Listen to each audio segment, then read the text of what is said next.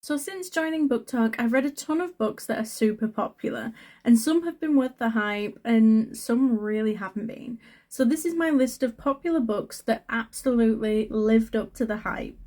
The first one, of course, is Quicksilver. If you haven't read this book yet, you are in fact missing out. I think it's so many people's favourite read so far this year, including mine.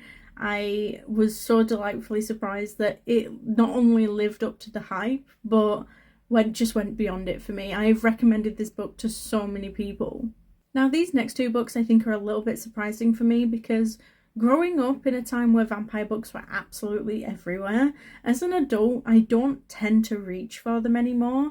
But Bride by Ali Hazelwood, which is a paranormal romance, and The Serpent and the Wings of Night by Carissa Broadbent, which is a romantasy, were two of my last year's favourite books. The next one is One Dark Window by Rachel Gillig. It was an amazing romantasy. I loved the world and I thought that it had such a fun and unique magic system.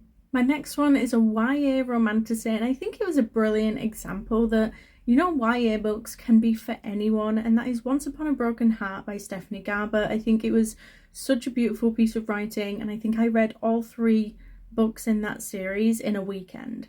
Last but not least, I feel like I don't even have to say much about this one. Love it or hate it, but Fourth Wing will always be on my list of favourites.